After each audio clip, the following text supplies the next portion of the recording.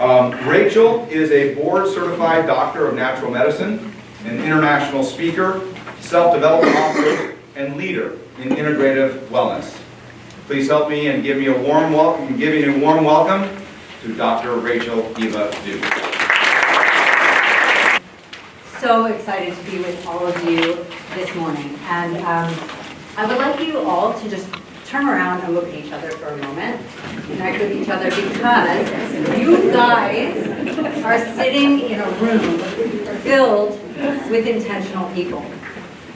And as Dr. Linda was talking about, intentionality not only changes and transforms lives, but the world that we live in, the communities, our families, and the human experience that we all co-create in the world. So, congratulations on being intentional people. And I know that everyone here is very passionate, somewhat passionate, or at least interested in living their ideal life. And that means that you guys are all the type of people who mediocre is just not good enough. A mediocre marriage, mediocre finances, mediocre career, mediocre health. Does anybody want to sign up for some mediocre health? Right. And unfortunately, we tend to slip into some mediocre patterns. And what results from those mediocre patterns is mediocre experiences in those major areas of our life. So, how does this exactly happen? I like to talk about living an amazing life takes a lot of intentionality. So again, congratulations on being in an intentional group and being here at 8 in the morning on a Saturday when you could be sleeping in or eating waffles. You're choosing with intention to experience, to grow, to transform something, right? So, how do we create an ideal life with this intentionality? So everything that you have experienced, each one of us might have different experiences, right? So most of us are not from the same family, the same educational background, maybe not even the same town. I'm from Los Angeles. And yet we're all human beings that have a collection of experiences that led us to what we're experiencing in our life today. And all of those experiences, our entire journey, if you really take a look backwards at your whole life, it's made up of a collection of choices. And those choices were either made from a place of intentionality, where they were purposeful. They were intended in order to create a specific outcome, or they were executed accidentally. And I like to say that nobody has an accidentally amazing life. How many people in here are married? Okay. So all of you in here who have been married for more than an hour and a half probably will agree with me when I say that you need to have some intentionality with your marriage, right? If you don't pay time, attention, and energy into your marriage, if you're not intentional about creating a happy marriage, life happens. With any area of your life. If you just get into a canoe on a river without a paddle, and you just sit down, do you think you're going to go here and cross the river where you want to go? Or do you think you're going to get swept away by the current of the water and just end up, I don't know, crashing against some rocks? Well, that's unfortunately how a lot of us live our life. And then we end up all the way over here, or in some kind of really negative experience, an illness, a disease, an unhappy marriage, you know, a horrible career, feeling a lack of purpose in our life. And we go, oh my gosh, we're in this crisis. Even if it's a just slightly uncomfortable crisis, it doesn't have to be this massive crisis. But when we stop and we say, I'm not really happy, there could be more in life. I want to experience more of something. We have to look back at whether or not we were intentional and make an adjustment about how we move forward. And so when we are making an adjustment, I like to call this transformation. And I want to share with you, really simply, the definition, the Merriam-Webster dictionary definition of the word transformation. So, what is transformation? It's a thorough or dramatic change in form or appearance. Okay, I'd like to say it's form and appearance, because form is what we are on the inside, or it's what something is made up of, comprised of. But appearance is what it seems to be, how it presents on the outside. So for me, I think transforming anything has to be done both inside out and also outside in. And we're going to talk about that more in a little bit. But you don't have to be in a major train wreck or a crisis in your life to want to transform something.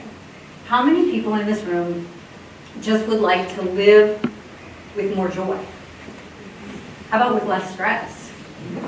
How about more enjoyment of life, right? More health for a longer period of time? That health is good, okay. Better finances, right? All of these things, more, better, deeper experiences. So you don't have to be in a crisis in order to pay time, attention, and intentionality to transforming your life. So that's what I want to invite each one of you guys to do today as I move through this talk, and we're going to actually do some exercises, because I think that inspiration is one thing, but it doesn't mean anything unless we take action on it. Dr. Linda gave us some really, really great insights. None of it matters unless we actually go out there and take action. Like she was saying, being more intentional about what we're investing in, what we're clicking in, what we're sharing, what we're getting involved in. Okay, so today in this room, we're going to take some action together, because I want you guys to not just leave here inspired, but actually leave here with some clear understanding about maybe what's been holding you back from living the most ideal, richest fullness in every single area of your life and every aspect of self, which I'll go over as well. All right, so that invitation, going back to that invitation, please just kind of marinate as I'm talking on some things you'd like to see some transformation in your life. This can be in any area of your life, anything that you're experiencing. And if you don't know right off the top of your head, you could ask yourself this great question, which is, what do I want to have, do, or experience more of? Okay, because a lot of times we can think and get ourselves in that negative mindset, so I want to keep with that awesome message that Dr. Linda shared, and shifting the goals that we set and the things that we focus on to be positive. Instead of, I don't want to be sick and tired and miserable anymore, like, ew, those are words that breed more negativity. I want to invite you to focus on more positivity. So what do I want to move towards, right? I don't want to, it's not, I want to drop 50 pounds so that I'm healthier. It's, I want to just be healthier. I want to be my ideal weight. I want to be my optimal health. I want to experience financial abundance, right? So let's focus, as you're meditating, focus on a positive thing that you want to have, do, create, or experience in your life. And that will be something that I invite you to continue taking action steps after today, after my talk, and begin applying in your life so that you can really see transformation. Because transformation, it's not a pill we can take. It's something we have to invest in with each of those tiny choices that we make on a daily basis. So when you wake up, hopefully tomorrow, you'll be more intentional about the transformations that you're creating and all of the choices that will lead up to them. So the next thing I want to talk about is really the field of my focus and my study and my passion has really been about whole person wellness and well-being. And that's not just in health. That's also in our emotions. That's in our relationships, right? So there's health and well-being in all aspects of ourselves, in all of the major areas of our life. But I want to introduce you to a little bit of a newer model of how we look at both ourselves and our lives so that we can create more balance, harmony, well-being, and optimize our potential to live the best life possible. All right, so the 4 aspects of self that I teach all over the world is 4 aspects: mind, body, heart, and spirit. And you may have heard of, this whole mind-body movement, or you might have heard of mind-body-spirit, or, it's becoming popular in our modern culture to start to think about the different aspects of ourselves, okay? We're not just what we experience on the outside, but we're made up of these 4 systems. So each one of these systems I want to define for you and clarify what I mean by them. Because I find that if I don't do that, you already have an idea in your head of maybe what the mind is, what the body is, but let's all kind of get on the same page. So the first one, our mind.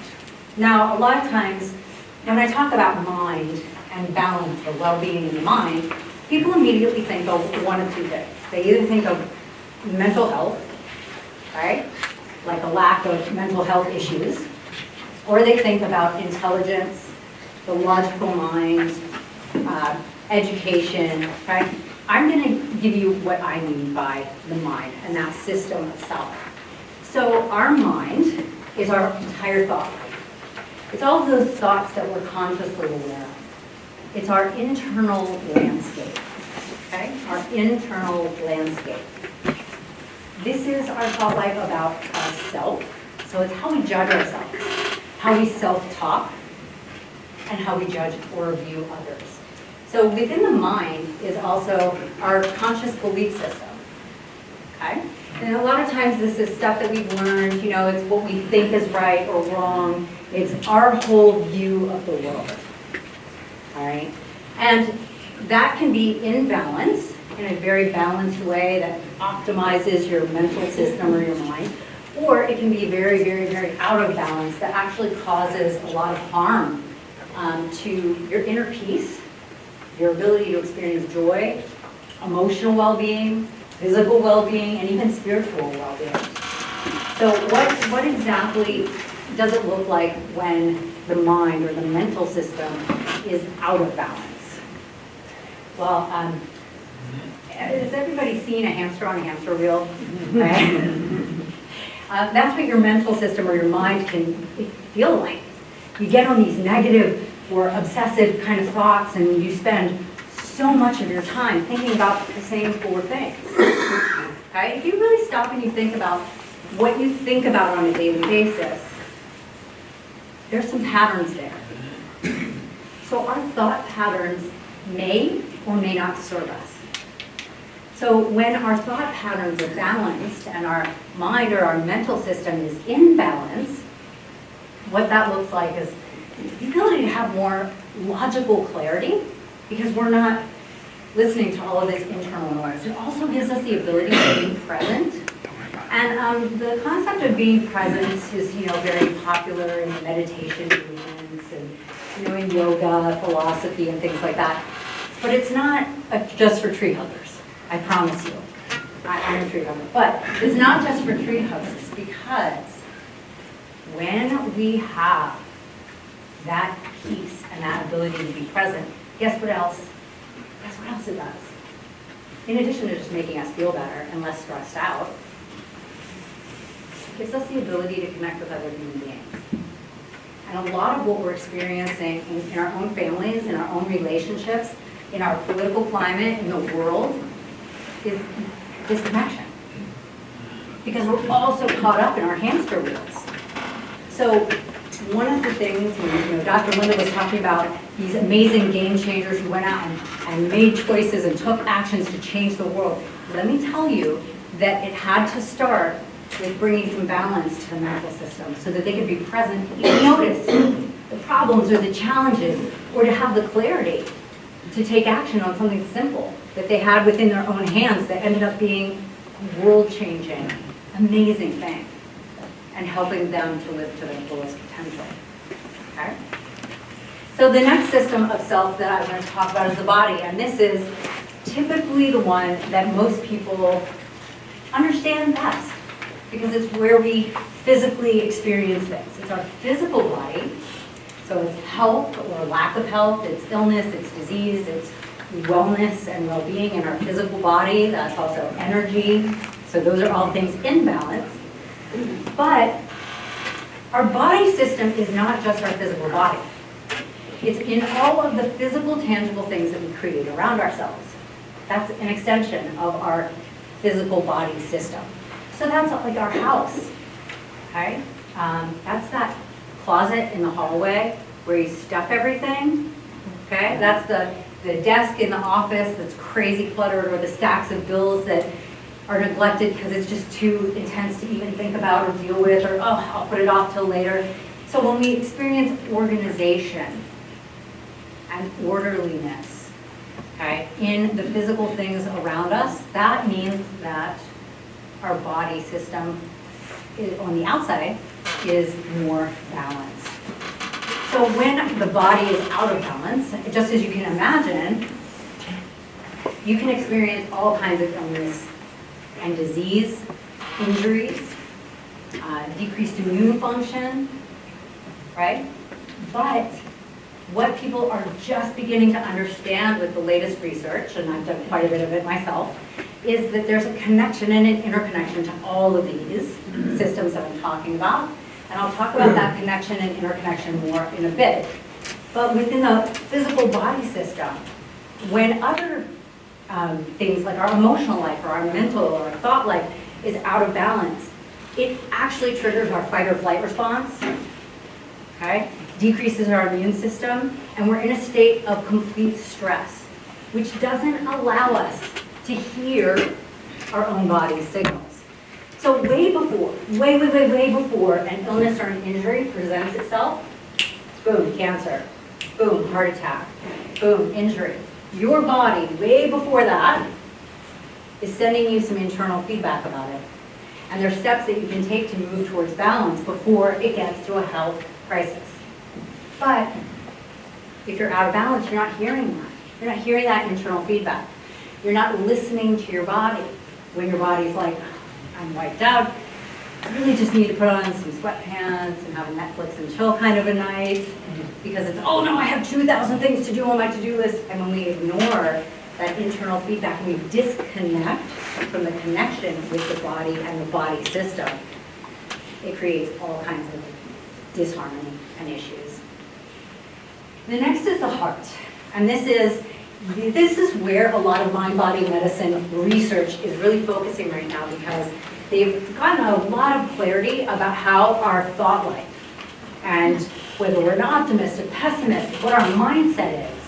Our thoughts have a physiological response in the body that can either trigger illness or disease.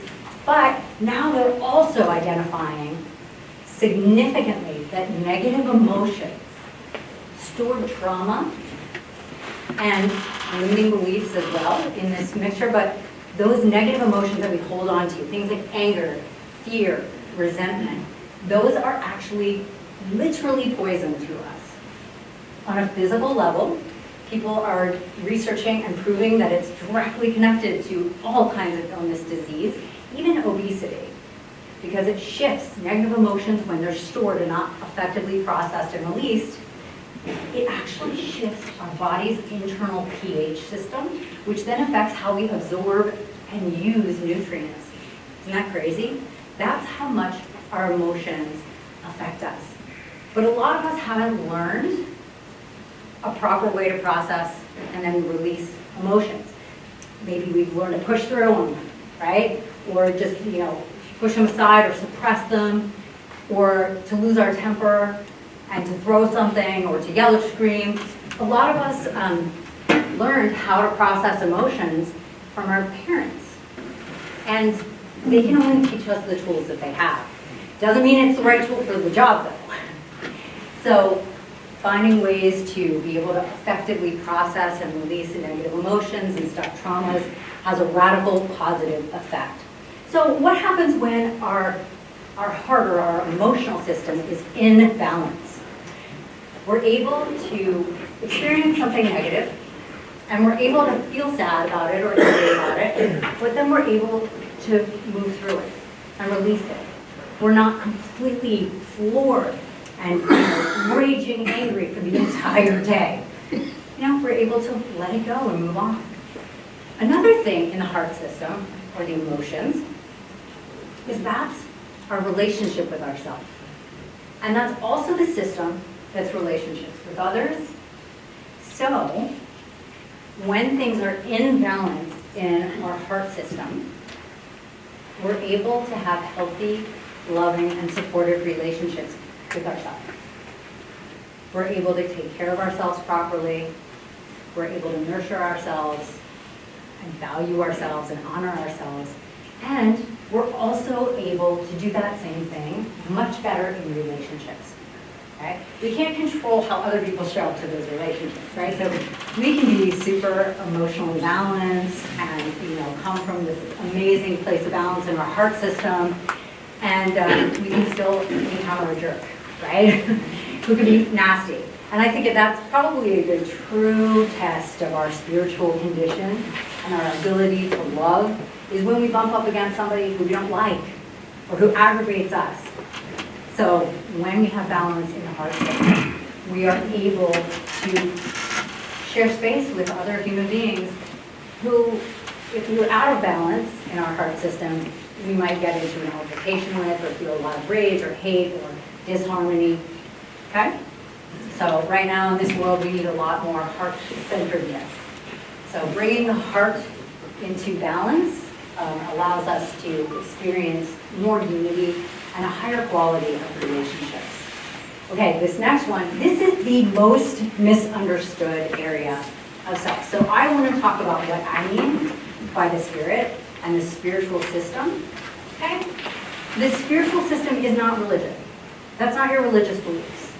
So a spiritual practice or a religion might be one thing that you do in order to bring balance to your spirit, but it is not your spirit. What I mean by the spirit or the spiritual system is the connection with our authentic self. The ability to really know and honor our authentic self. Not living a life of shoulds, right? I should go to college, I should study this, I should get a job here, I should get married, I should buy the house, have the white picket fence, should, but knowing and being able to connect with our authentic self. This is our true values. Not the values that were put onto us or adopted by, things we learned from our family or culture or our community, but things that really are true for us. So that is part of the spirit system. The other element of the spirit system is our connection to the world around us. Okay? This is much broader than just the relationships that we have. But this is where, in the spirit system, this is where we experience connection collectively as human beings. We are all part of this human culture, right? On the entire planet. This is also where we feel connection to the planet.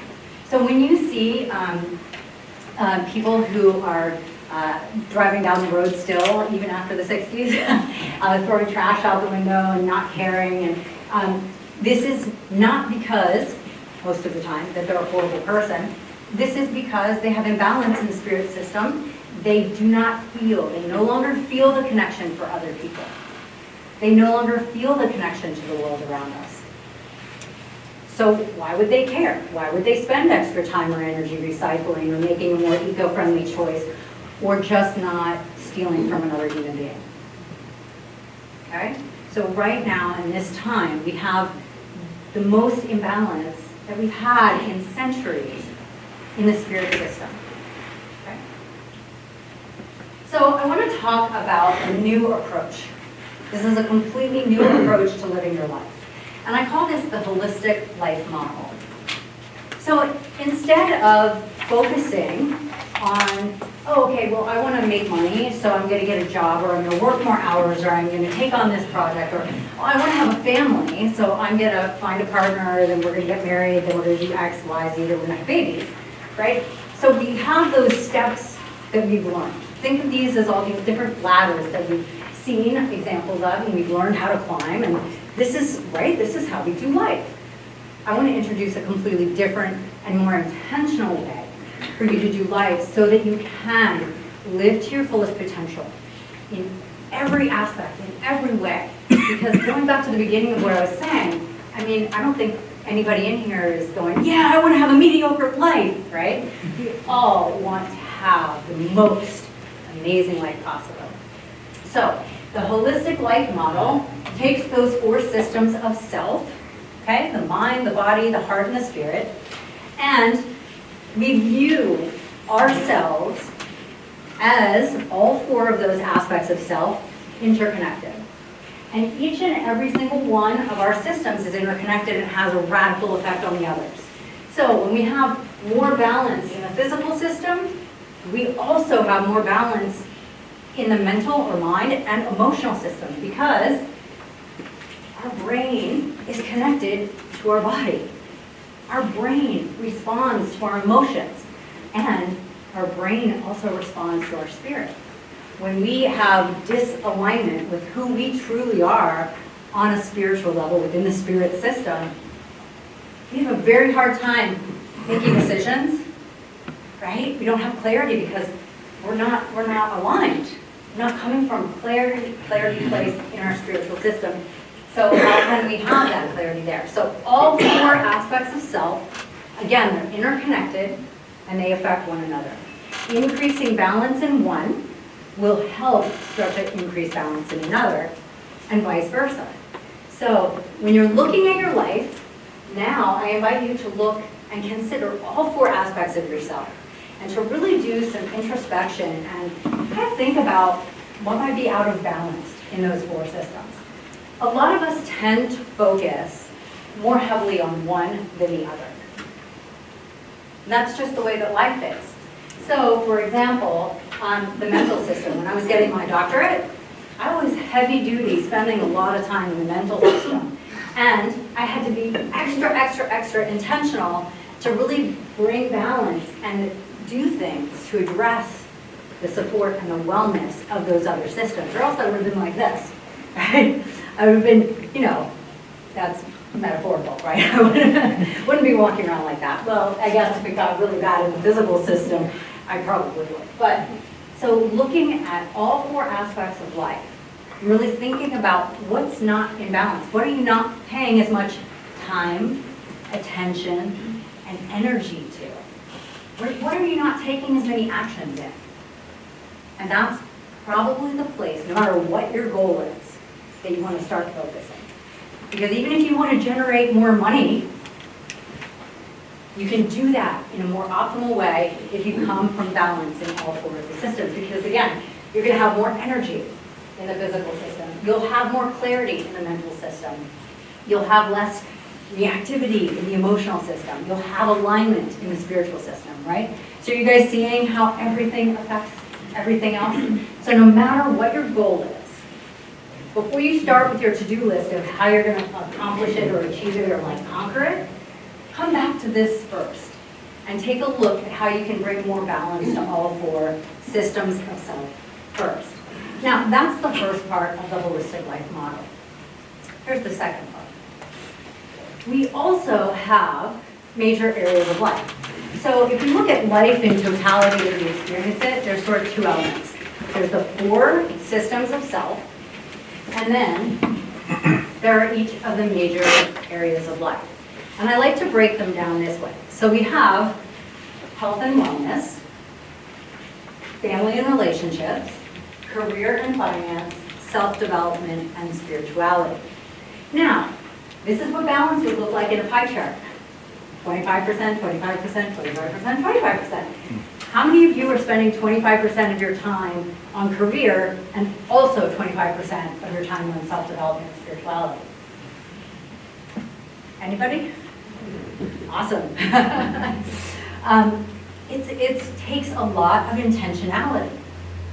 But again, if you want to thrive in any one area, I know it seems counterintuitive to not just go straight for the goal, but actually bringing balance into all four systems of self and each of the major areas of life is what is going to allow you to more easily and successfully achieve any goal that you're wanting to achieve in your life.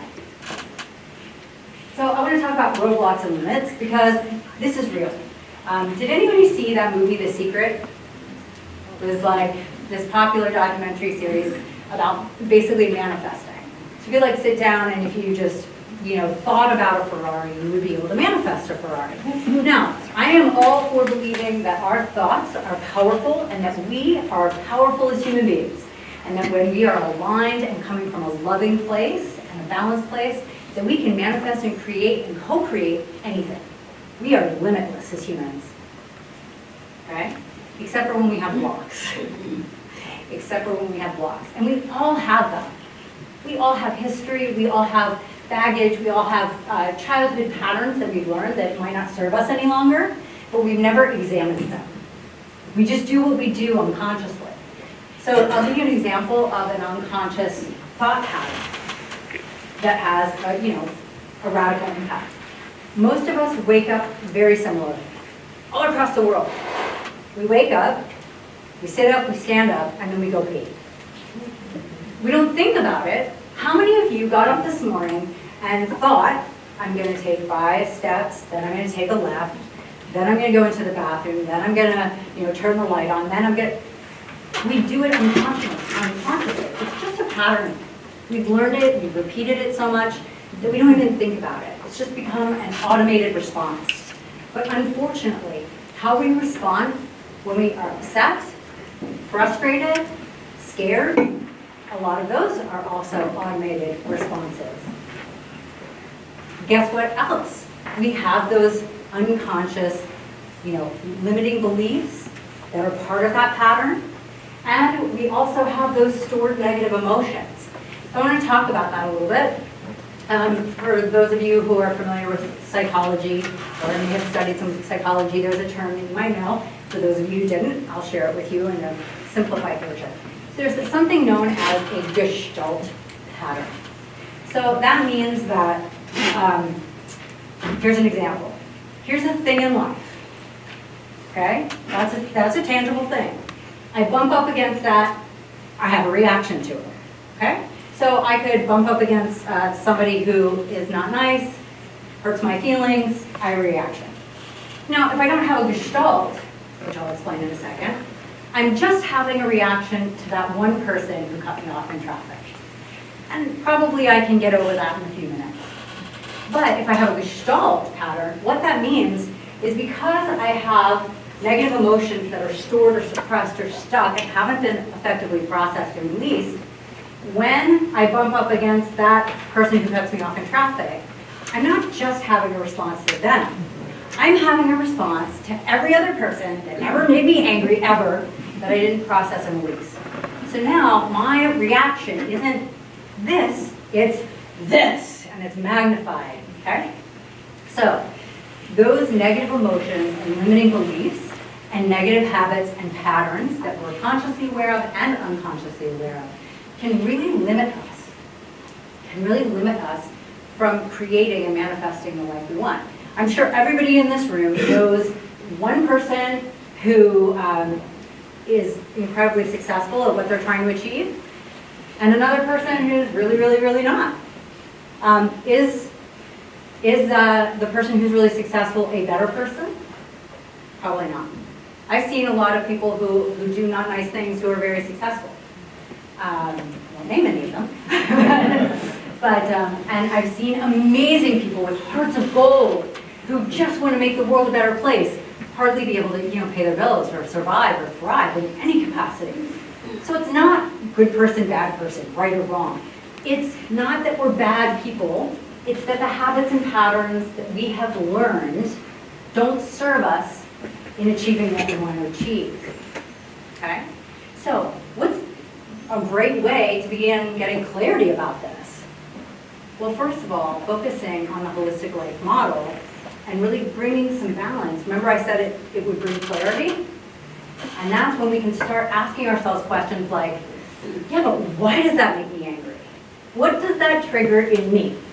Versus before we have balance, we're like, that person's a horrible person, they should be hung, they should be shot, they should be removed, dragged out in the street, right? It's all about that. What's wrong?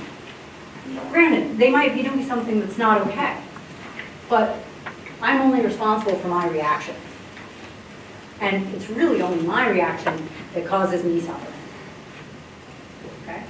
So, there's two other things that I want to talk about that limit us or keep us from living our best life possible. Not only in all 4 aspects of self, but in each of those major areas of life. Disalignment. Ever heard that saying, a house divided cannot stand? It is true, and a lot of us inside, on an unconscious level, are a divided house. I'm going to say that again. A lot of us inside, on an unconscious level, are a house divided. Meaning that there's a part of us that truly values being of service. And then maybe there's another part of us that hugely values some kind of belief that was ingrained in us, like we take care of our own. Right? And they might be two beliefs that are conflicting. And so we have this kind of tug of war internally on an unconscious level. We're not even consciously aware of it, but it causes a negative response in our physical body, in our mind, and our thought life, in our emotions, in our spiritual system. I want to tell you a personal story about disalignment and what it can actually create. And I'm just going to be really authentic here. I'm going to share something that this is really one of my things. We all have our things. So I, at one point, I was so frustrated with my financial, what I was creating in my financial life. I would have massive financial success and abundance, and then it would like completely plummet and crash. And you know, I was like, the next thing it would be okay, then it would be bad, and then it would be up and down. And I didn't have any financial consistency, or balance, or financial harmony. And I kept thinking, you know, outside of myself. Because I've always worked for myself, been an entrepreneur in this, you know, health and wellness and integrated field. And so oh, it's the climate, or it's that ad campaign, or it's those clients, or it's, right? And finally, when I got to a place in my own self-development that I was able and willing to look at myself honestly, and to really do that deep dive and to be still with it and hear the internal feedback and say, why is this happening? What do I maybe believe about money? What do I emotionally feel about money or career that might be contributing to this? I took ownership and I looked at it from a more balanced place and in a holistic approach. And I discovered, as I was asking myself that, I discovered I had this really weird limiting belief. Had no conscious awareness of it at all. I had a belief that you could not have financial abundance and freedom and purpose at the same time. Guess what my personal #1 core value is in career? Freedom and purpose. So every time I would start making financial gains and having abundance, unconsciously I would sabotage it because I didn't want to give up my #1 core true value of freedom and purpose. We all have them. And we're going to do an exercise in a little bit to help you guys identify what your core values are so that you can start working on realigning so that you can experience more of everything you want to be experiencing and less of the things you don't want to be experiencing. Okay, let's talk about stressors. And this is the last one. They're now saying, with numerous scientific research studies, they are now saying between 6 different studies, this is the range that they're saying stress contributes to illness and disease. 89 to 98.6% of all illness and disease is not stress contributing to it, caused by stressors. Okay? So you might think, oh, but you know what? I mean, my aunt got cancer and cancer runs in the family. It's just in my genes. You're not a victim of your genes. This is actually something that they have proven. Our genes are indicators, but you could have 21 markers for cancer and never get cancer. You could have no markers for cancer and get cancer.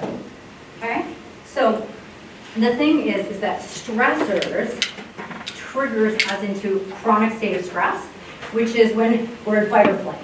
Okay? What happens when we're in fight or flight is your circulation speeds up, your heart rate increases, your ability to think properly and feel emotions properly decreases, your spiritual connection goes out the window.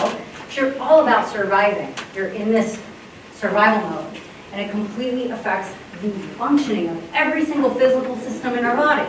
So even if you have a cancer marker or 20 cancer markers, you may never get cancer if you are reducing those stressors so that you're not in fight or flight all of the time. And I'm looking around the room, and I'm sure at least 20%, well, let's say 30% of you think, I'm not really that stressed. I'm good. If you drive a car, you're in fight or flight. You may not be consciously aware of it. And the more that we bring balance to all 4 aspects of self, the more clear we can hear the internal feedback. And we can go, oh, yeah, okay, I'm feeling stressed. But stressors can be mental, they can be emotional, they can be physical, they can be spiritual, they can be environmental. Okay? There are incredible amounts of toxins. Everything around us is in plastic these days. These are carcinogens. Those are toxins. Guess what they do to the body? They're stressors. So reducing our stressors. This means to have less stress and stressors in our life, we have to reduce our exposure to stressors. We can't live in a bubble, right? But we can replace our simple cleaning products around the house with, ones that have less toxic chemicals in them.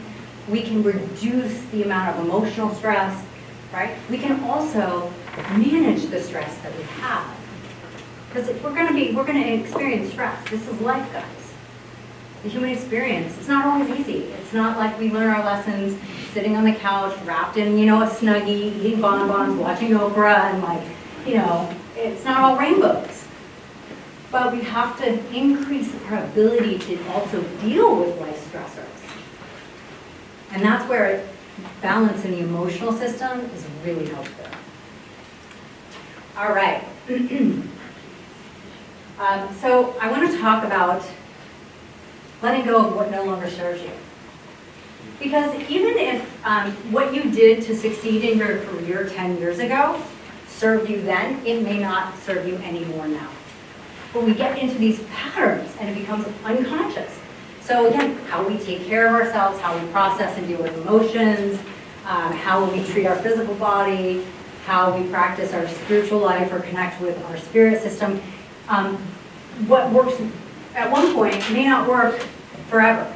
So I want to invite you guys to really, again, sit with it, be with it, check in with yourselves, and ask yourselves about these different habits and patterns that you might have.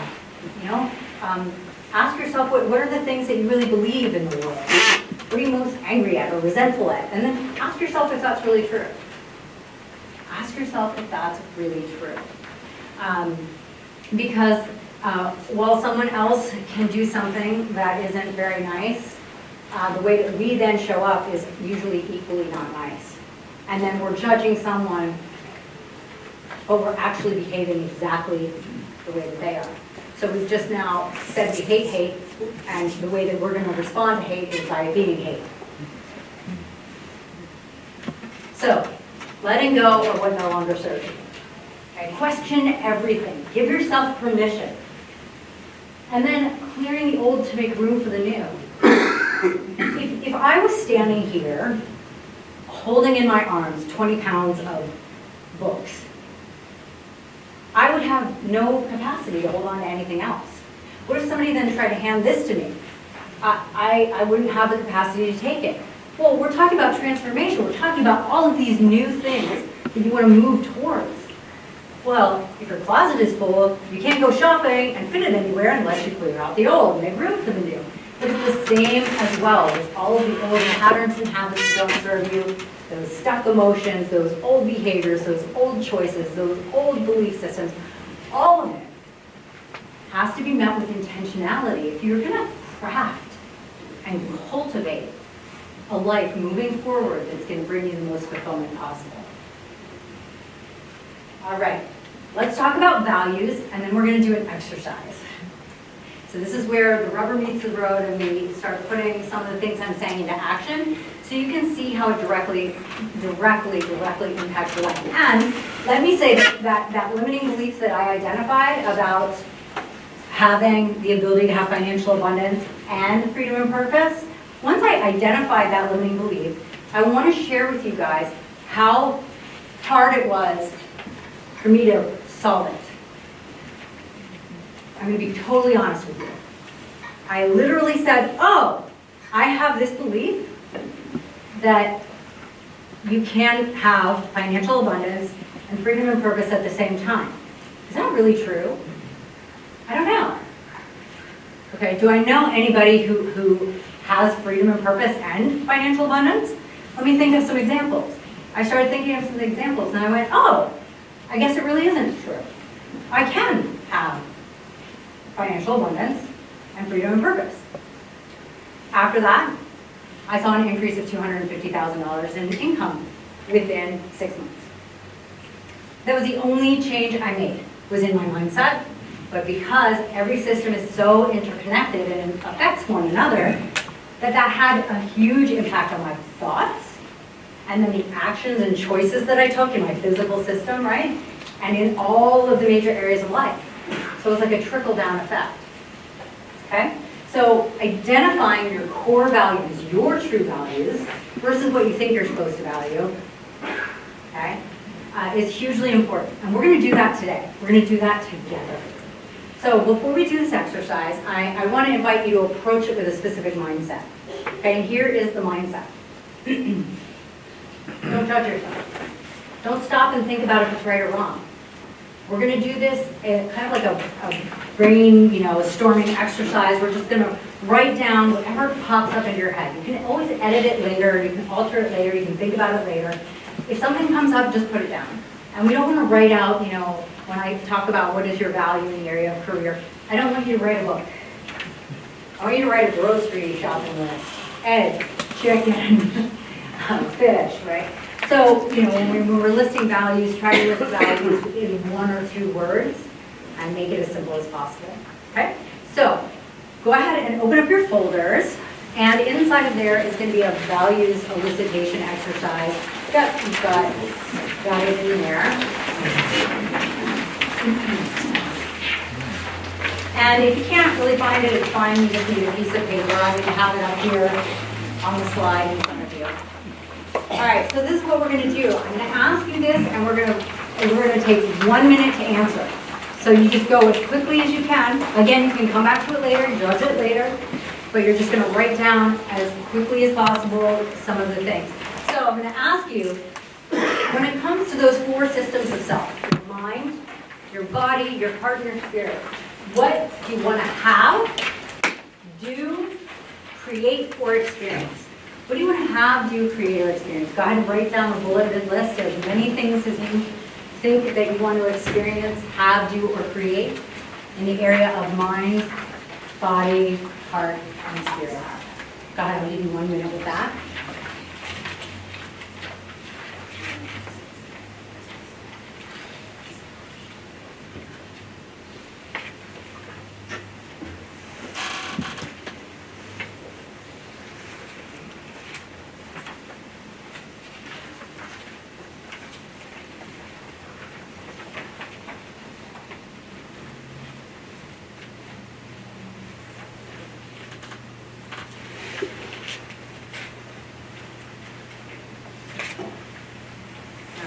About another 30 seconds here.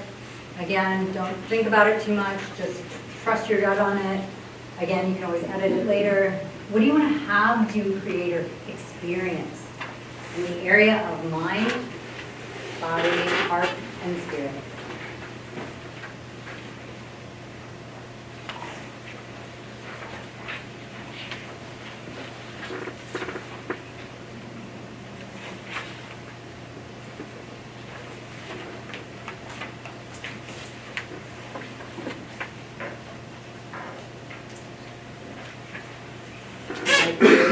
So let's go ahead and stop wherever you are. All right. Now I want you to look at the list that you've written so far. Again, you can always add some more later, okay?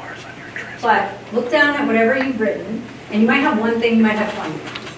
But I want you, if you have multiple things, I want you to look at it, and I want you to put a number 1 next to the one that's most important. Let's say you can have all of the things on your list. You're going to have them all. But which one is most important? Which one would come first in the lineup?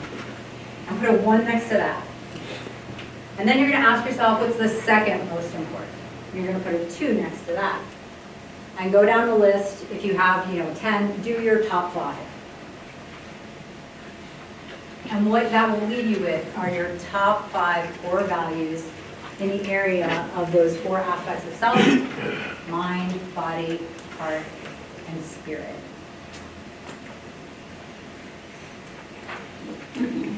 So again, don't overthink if you get all of the things on your list. We're just putting them in order of importance. All right. So if you haven't finished doing that, again, you can come back to that later. Don't worry, I'm not going to leave you out in the cold with your values going, now what? We'll address that at the end. But we're going to move on. Now we're going to dive into each of the major areas of life. Okay? So now we're going to do the same, answer the same question in the same way. Grocery list, bullet point, without judgment. In the area of health and wellness, what do you want to have, do, create, or experience? In the area of health and wellness, what do you want to have, do, create, or experience? Go ahead and write those down.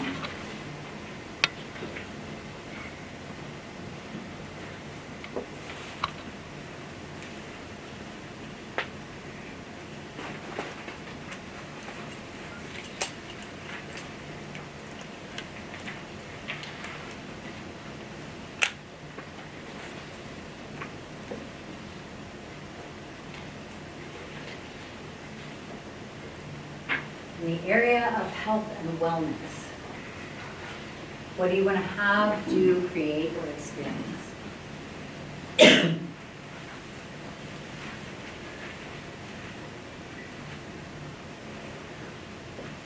All right, just a few more seconds.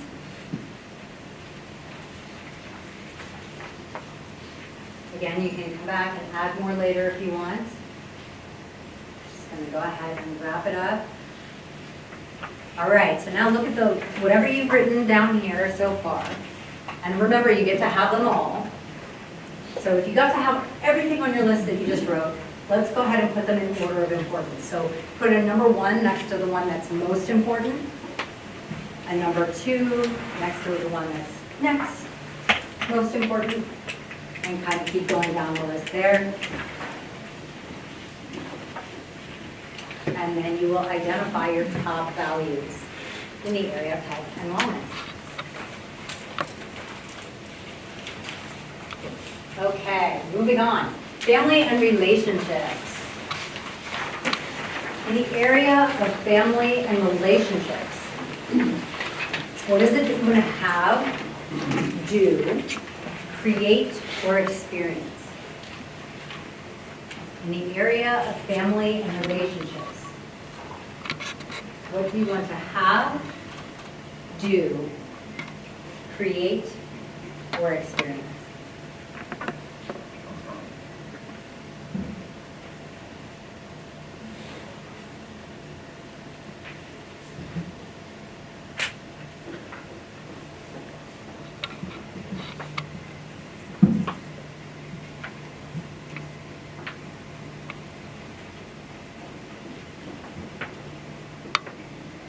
Just a few more seconds here. Again, you can come back and add more later. Just for the sake of being able to give you a few more tools before we wrap up and be able to answer questions, we're going to need to kind of move on. So wherever you are, go ahead and look at what you've written as far as what your top values are in the area of family and relationships, and go ahead and number those in the same order of importance as you feel is appropriate. Remember to keep being honest with yourself. Don't judge yourself. Don't order it when you think is the right thing to do. It's completely fine that your values are your values and might not be aligned with what you were taught or what popular culture says is right or wrong. But finding out the core values of what's important to you truly is what helps you craft and cultivate a life of fulfillment. All right. So we're going to move on to this, which is career and finances. So in the area of career and finances, what is it that you want to have, do, create, and experience? Go ahead and write your list in the area of career and finances. What is it that you want to have, do, create, and experience?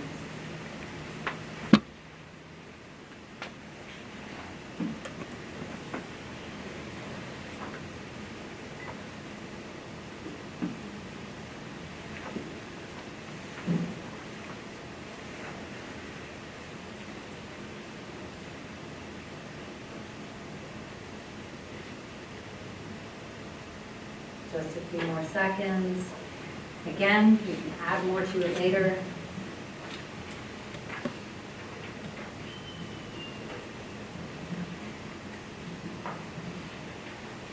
All right, and just go ahead and stop wherever you are in that list and take a look at what you have so far. And go ahead and put that in the order of importance. Number 1, next to the most important. Number 2, 3, 4, and so on. Again, this is a great area where you might have those limiting beliefs come up and invite you to say, oh, you know what, money is really not my top value. I'll make that a number 3. If money is your top value in career and finances, own it. That's what's going to create the alignment. Doesn't mean it's bad. Let's not judge our values. Let's not judge our values. Okay, this last one is the area of self-development and spirituality. So in the area of self-development and spirituality, what is it that you want to have, do, create, and experience? Go ahead and write out your bullet point list. The area of self-development and spirituality, what is it that you want to have, do, create, or experience?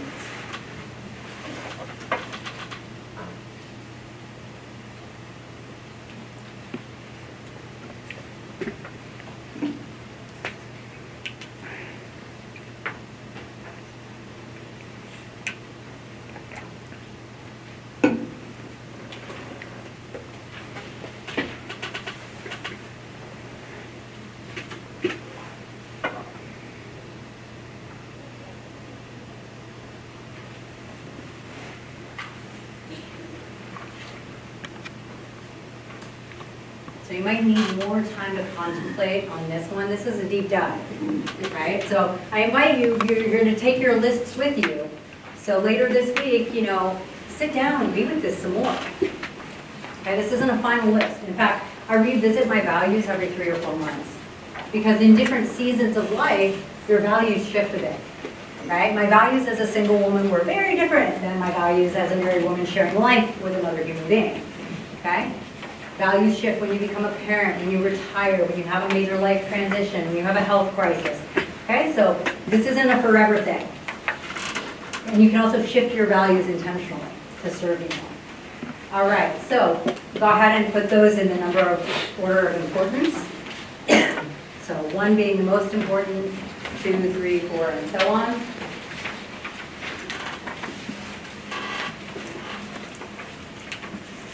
All right. So this is really one of the last things I want to talk about. And I said, I'm not going to leave you out there with your values like, what do I do? Okay, you got to align these values. So you want your life, the thoughts you think, the choices you make, the things you invest your time and your money in, you want those all to align with your highest values. Because a house divided cannot stand. So if I have a huge heart for the environment, but everything I buy from the grocery store is wrapped in plastic, is that aligned? No. Okay, so you want to create your thoughts intentionally, your actions intentionally, the choices you make, and the things that you invest in to be aligned with your highest values.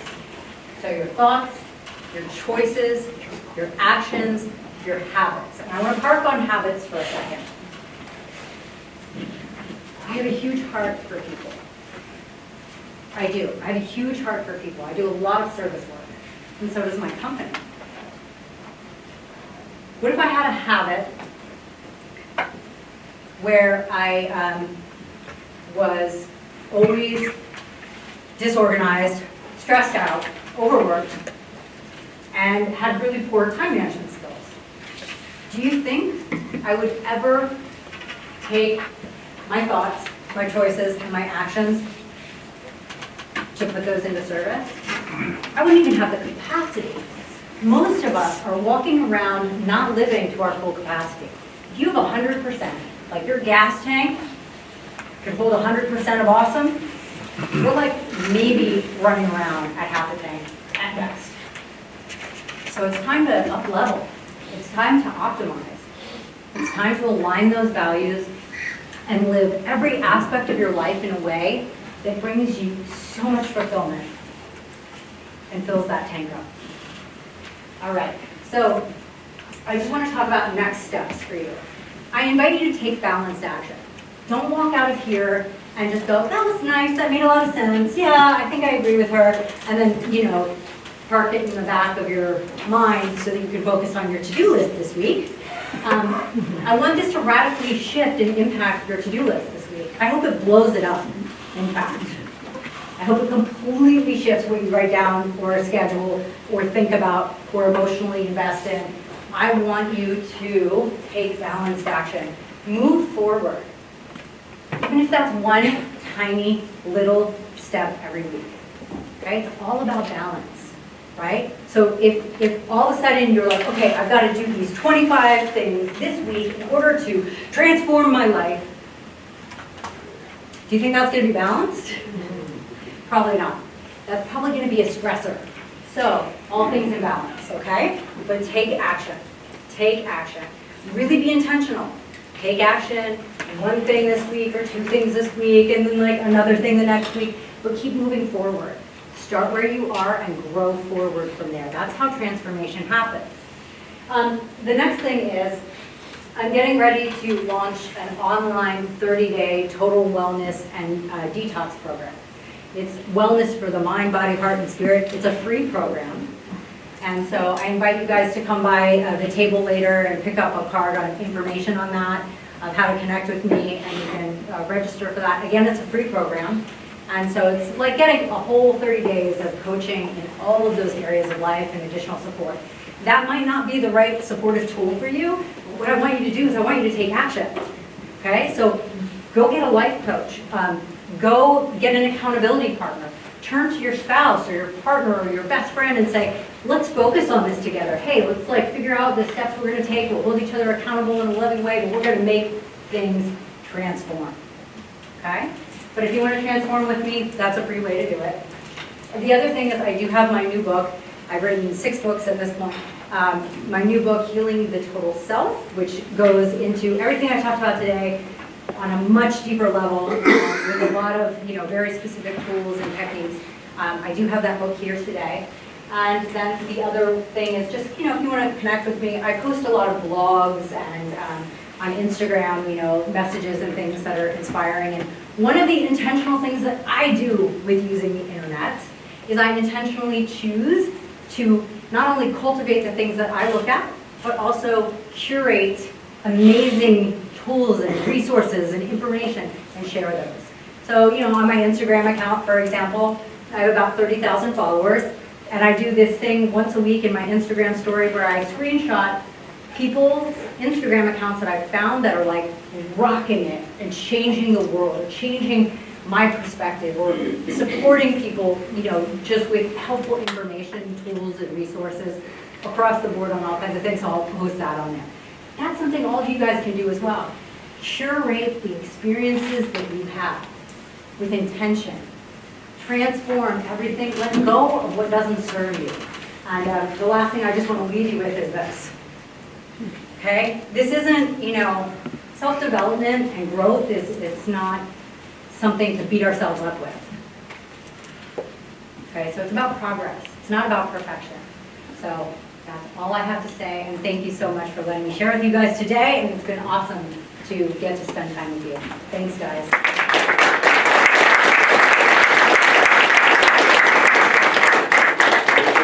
We've got 5 minutes. Oh, wonderful. Awesome.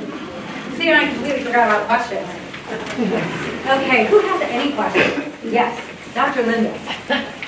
I love that. That was great. I did art while I was doing it. Great exercise. How do we apply this? So what we're all gonna go out here and see today on our phones, the negative news, what do you think? Yeah, specifically to negative news. Yeah, well, like, Okay. how do we juxtapose this good information that you Yeah. just gave us, so solid, and then we're still gonna go out there and see this world? Yeah, so, I hope I don't offend anybody by using this word, but shit happens. It's happening in the world, but whatever we choose to focus on is what we magnify, and that becomes our experience. So as Dr. That's Linda's the- message was, really sort of calling your attention to how you're ingesting media, how you're interacting with media. I want to invite you to, anybody like dogs in here? Puppies? I like puppies. I want you to think of everything that you interact with when it comes to technology, social media, the apps on our phones, everything. Our screen time, the TV shows that we choose to watch, the news, everything. When it comes to ingesting media, I want you to think of it as training a puppy. And that's what I like, is so you can train a puppy to fetch, and if you don't train the puppy to do what you want, it's going to poop on your floor. Okay? So the internet's the same way, social media is the same way. Those algorithms that Dr. Linda mentioned, it's like the smart technology that runs behind all of it that says, ooh, she wants to see this. Ooh, he likes this. I'll give more. I'll give more. You can retrain that algorithm to serve you. So let me tell you how I've intentionally trained my back-end algorithm. Number one, I unfollow anybody that posts toxic things. I can go seek out information about what's going on in the world, and I can ingest it by reading it so that I can only partake in the factual information, and I don't have to see toxic videos or images or horrific, explosive magnification of these negative issues. Okay, I can be intentional. So I unfollow things. It's okay. Even your Aunt Marie, who gets up on a soapbox on Facebook and just blah, this negativity, you can unfollow her. It's okay. She'll still be your aunt. It's okay. So that's one of the intentional things that I do. The other thing is I've trained my social media to feed me stuff that feeds my soul. So I've trained, literally, the back-end algorithm that feeds me content to send me baby goats, puppies, wild animals thriving, and random acts of kindness.